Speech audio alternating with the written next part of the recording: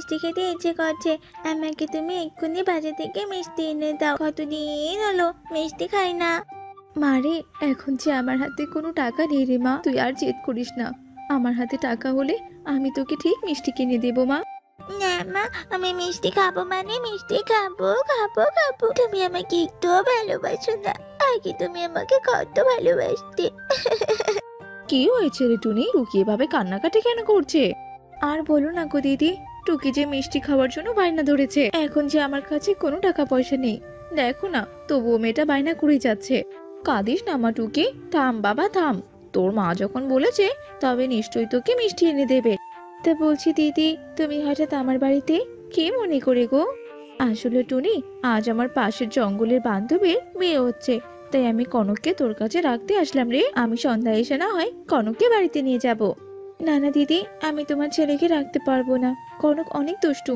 ওর দুষ্টুমির ছলে ওর কোনো বিপদ হলে তুমি আবার পরে আমাকেই বকবে। তার চেয়ে ভালো তুমি তোমার ছেলেকে সাথে করে নিয়ে যাও। টুনি, তোর ভুল হচ্ছে। আমার কনক অনেক ভালো হয়ে গেছে এখন, আর আমি ওকে বুঝিয়েছি ও আর কখনোই কোনো দুষ্টুমি করবে না।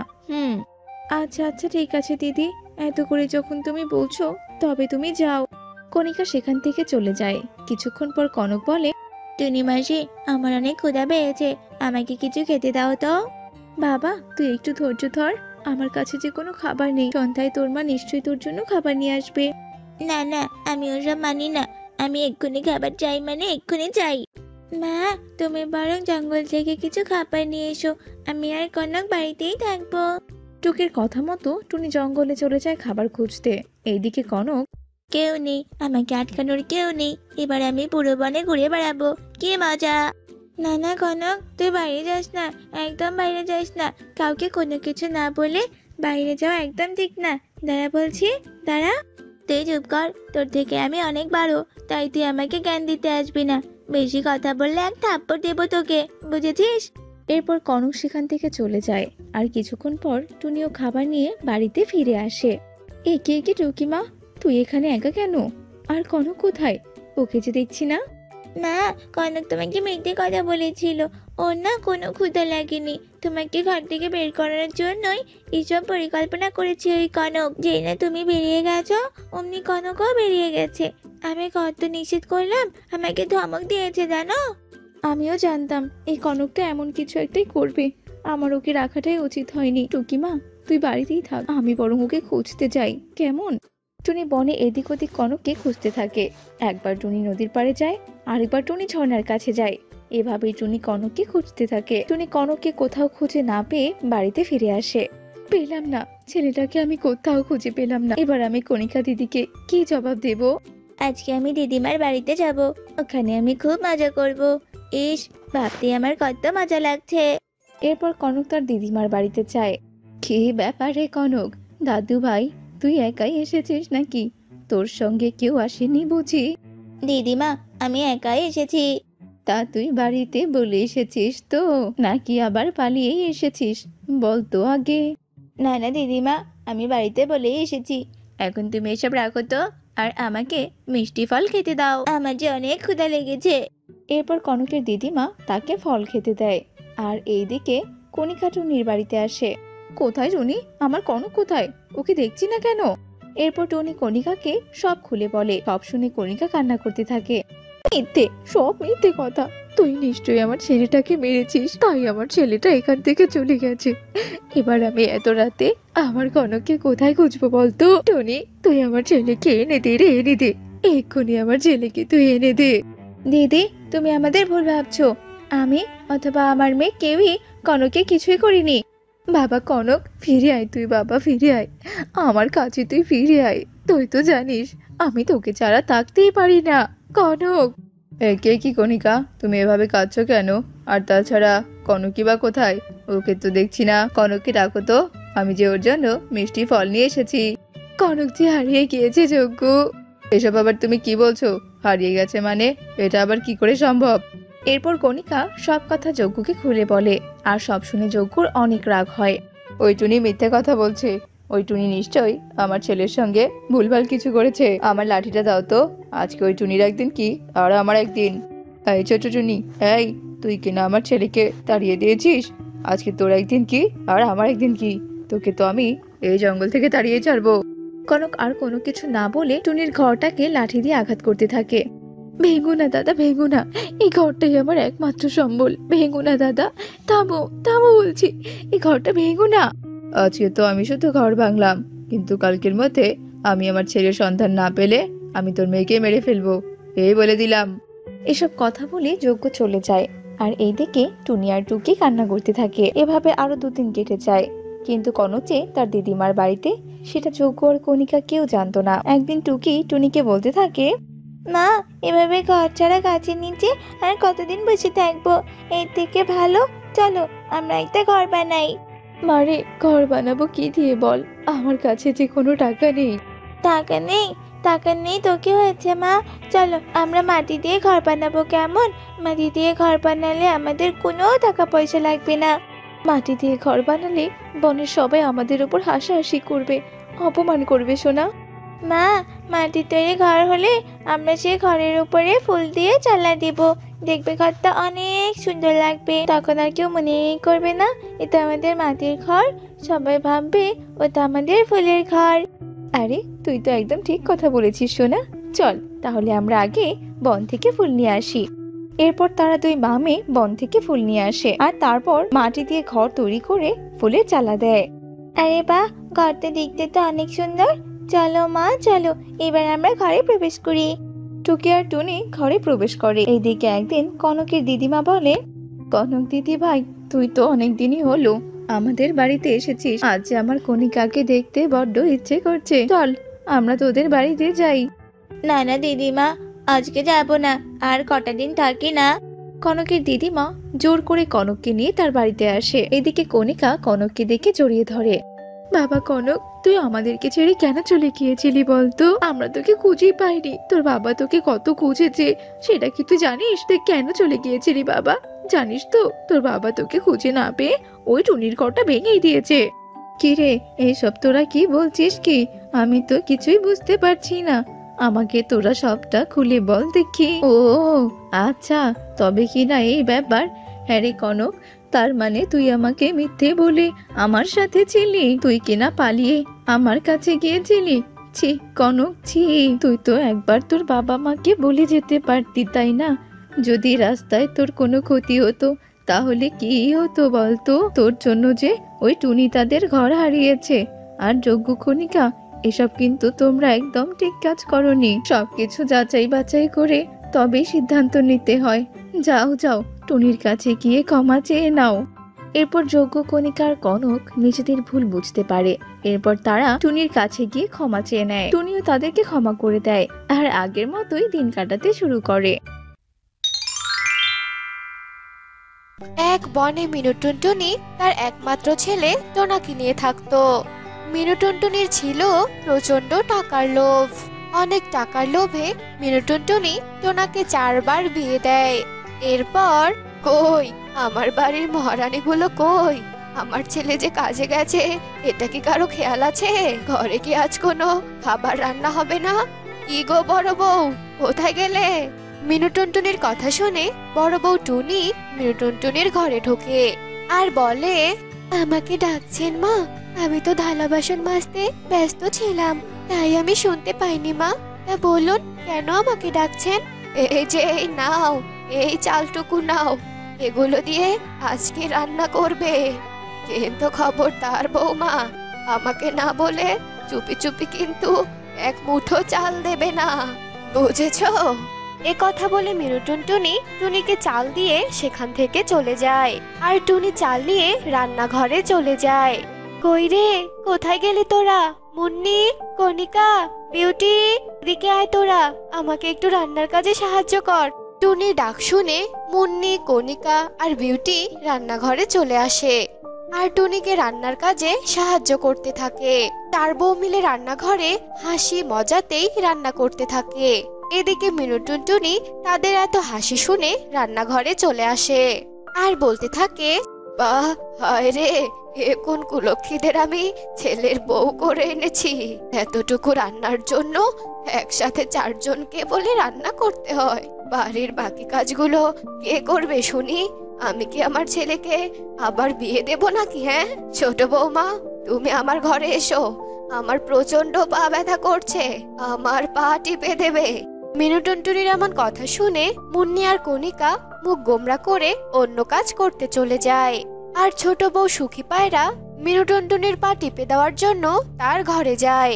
এর কিছুক্ষণ পর টুনির রান্না শেষ হলে টুনি মিনুটুনটুনি আর টোনাকে খেতে দেয়।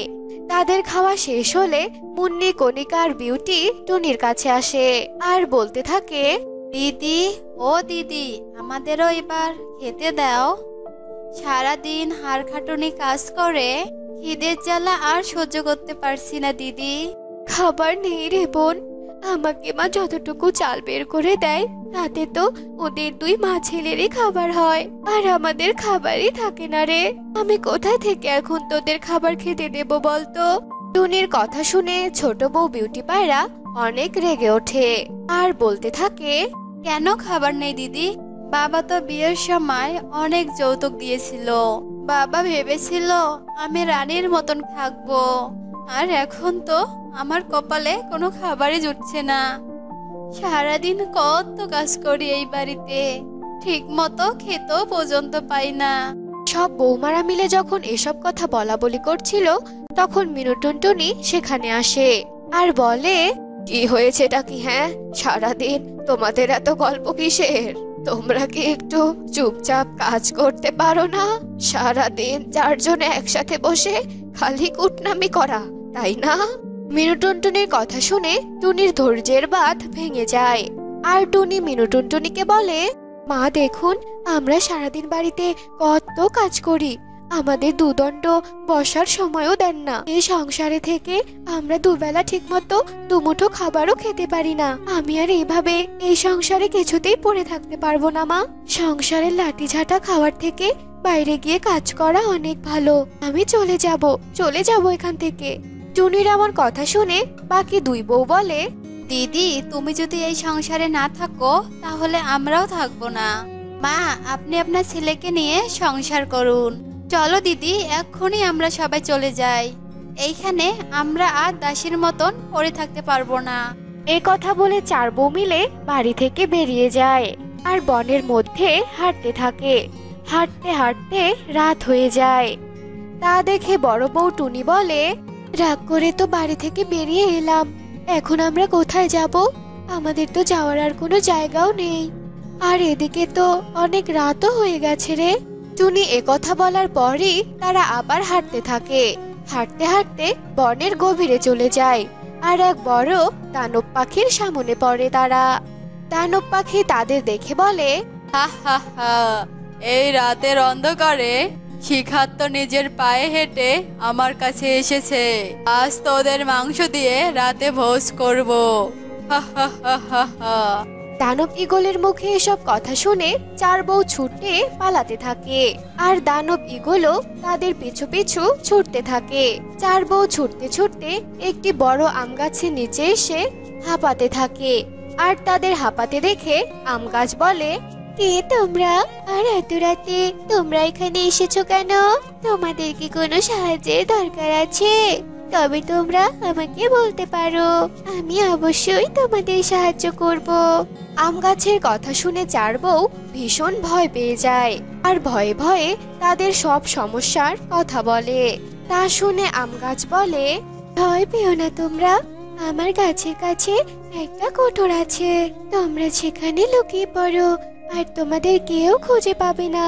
আম গাছের কথা শুনে চার বউ মিলে আম গাছের কোঠরে ঢুকে পড়ে আর দানব ঈগল তাদের ধরতে না পেরে চলে যায়। এরপর পরের দিন সকাল হতেই চার বউ গাছের কোঠর থেকে বেরিয়ে আসে আর আম গাছ তাদের বলে, তোমরা অনেক দুঃখী, তোমাদের তো কোথাও যাওয়ার জায়গা নেই, তাই তোমরা আমার গাছের নিচে ঘুরতে থাকো, সেখানে তোমরা 2 হাঁড়ি স্বর্ণ পাবে, আর সেই স্বর্ণগুলো তোমরা নিয়ে নাও, তোমাদের অনেক কাজে আসবে। আম গাছের কথা শুনে চার বউ মিলে গাছের নিচে ঘুরতে থাকে আর তারা সত্যি সত্যি 2টি স্বর্ণের হাঁড়ি পায় আর তা নিয়ে ওরা চারজন গাছকে ধন্যবাদ জানিয়ে সেখান থেকে চলে যায়। তারপর বনের গভীরে গিয়ে একটা রাজপ্রাসাদ বানায় আর তারা চারজন সুখে শান্তিতে সেখানে বসবাস করতে শুরু করে। এভাবেই দিন কেটে যায়। এরপর বনের মধ্যে ভীষণ খরা দেখা দেয়।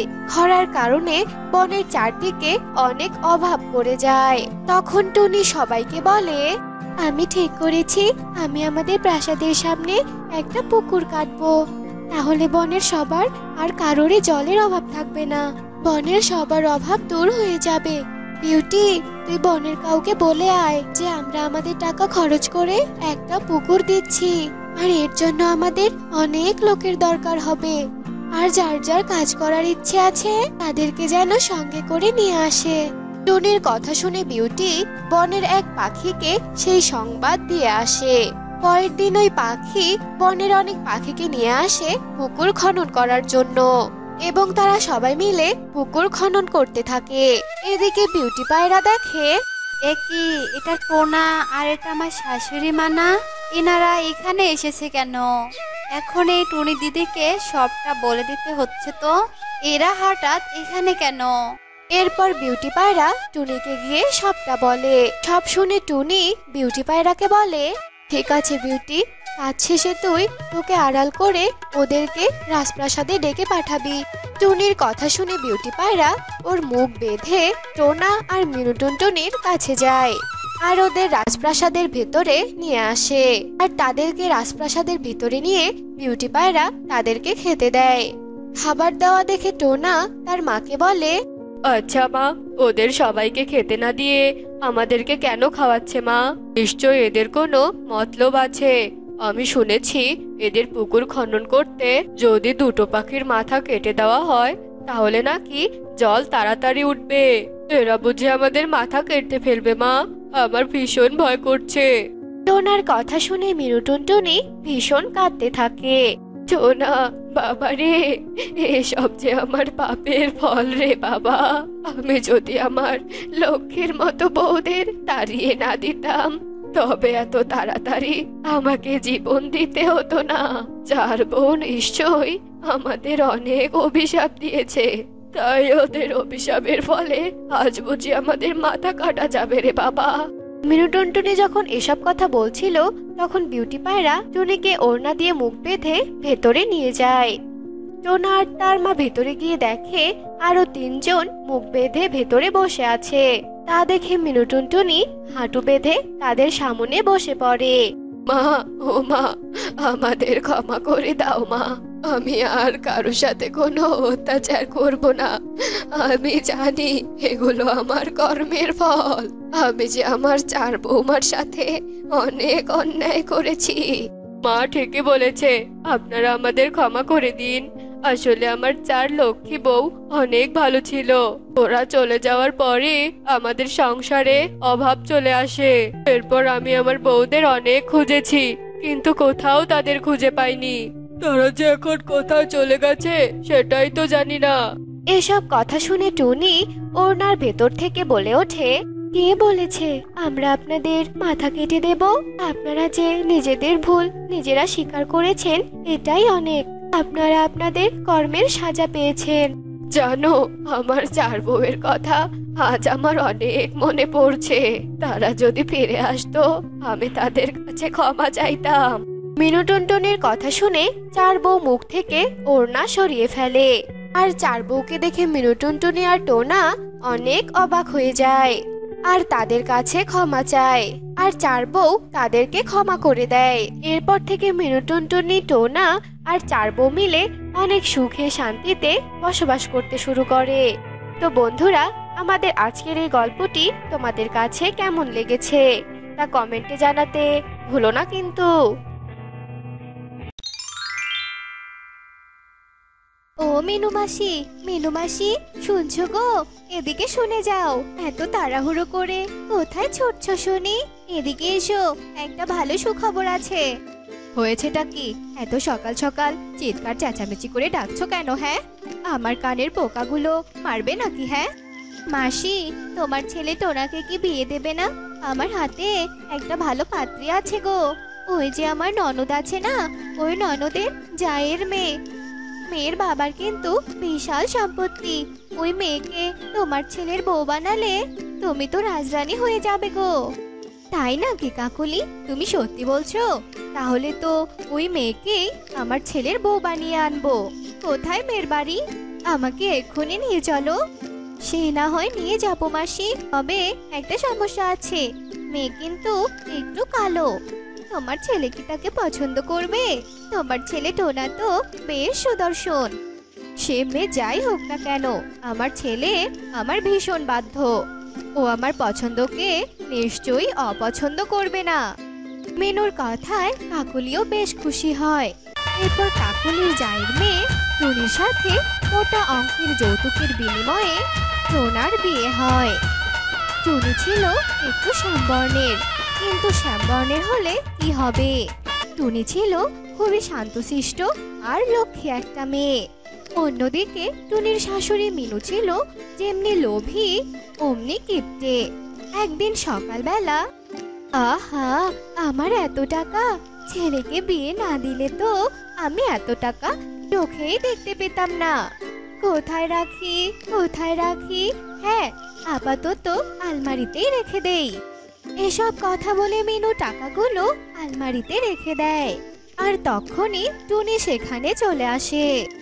মা মা, আজ সকালে কি রান্না করব মা? কি আবার রান্না করবে? ঘরে তো আলু আছে, সেগুলোই ভর্তা করো। সকালে আবার মাছ মাংস খেতে হয় নাকি? হ্যাঁ। মিনু যখন এসব বলছিল, এমন সময় মিনুর চোখ যায় টুনির গলার হাড়ের উপর। হাড়টি স্বর্ণের হওয়ার কারণে চকচক করছিল। বৌমা বৌমা, তোমার গলার হাড়টি তো দেখছি ভীষণ সুন্দর, কেমন চকচক চকচক করছে।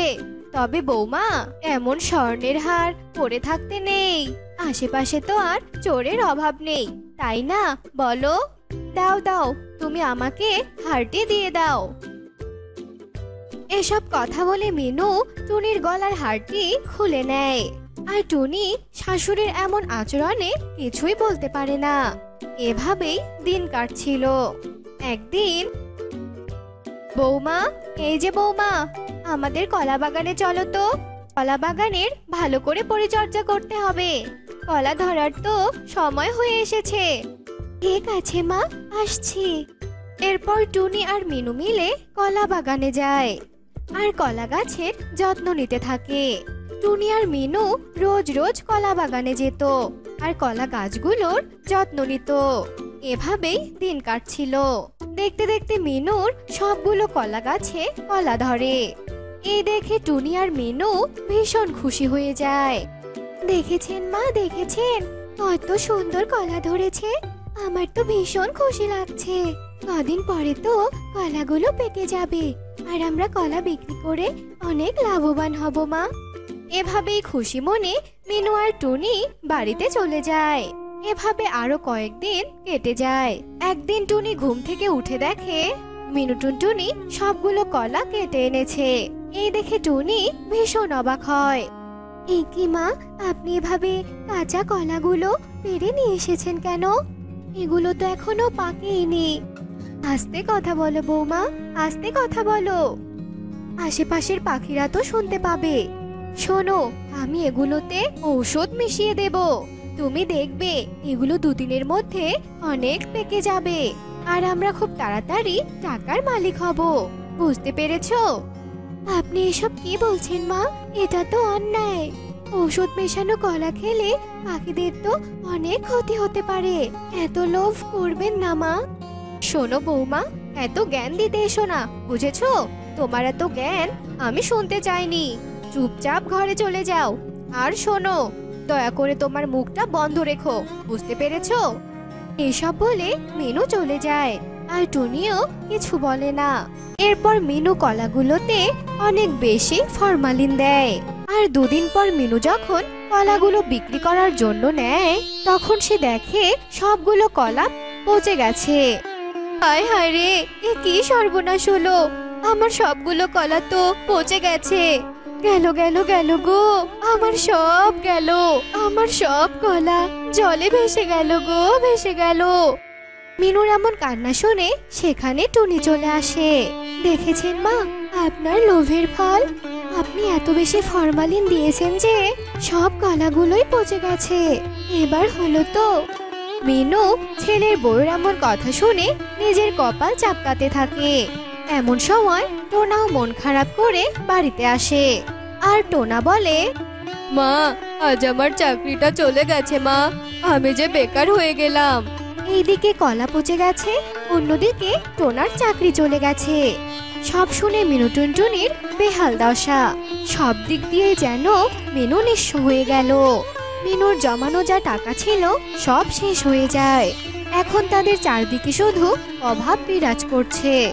একদিন টুনি পুকুর পাড়ে ক্ষুধার জ্বালায় কান্না করছিল। হে উপরওয়ালা, হে তুমি কোন লোভী শাশুড়িকে আমার কপালে ফেলেছো? আমার শাশুড়ির লোভে যে আমরা আজ নিঃস্ব হয়ে গেছি। আমার যে খুব খিদে পেয়েছে। টুনি যখন এসব বলে কাঁদছিল তখনই সেখানে একটা নীলপরি চলে আসে আর টুনিকে বলে, আমি জানি তুমি কেন কাঁদছো, তবে আর কেঁদো না। আমি এখনই তোমার সব কষ্ট দূর করে দিচ্ছি। এই নাও, এই কলা গাছটা নাও। এই কলা গাছটা তোমার বাড়ির আঙিনায় রোপণ করবে। আর এই নাও জলের শিশি। এখান থেকে রোজ রাতে 1 ফোঁটা করে জল তুমি এই কলা গাছের গোড়ায় দেবে। আর দিলেই দেখবে একটি করে সোনার কলা পাবে। তবে শোনো, ভুলেও কখনো লোভ করবে না কিন্তু। টনি খুশি মনে কলা গাছটি বাড়িতে নিয়ে যায় আর টোনা ও মিনুকে সব কথা খুলে বলে। সব শুনে তারাও অনেক খুশি হয়। এরপর থেকে টুনি রোজ রাতে শিশি থেকে 1 ফোঁটা জল কলা গাছের গোড়ায় দেয়। আর সঙ্গে সঙ্গে গাছে একটা করে সোনার কলা ধরতো। এভাবে তারা ধীরে ধীরে ধনী হতে থাকে।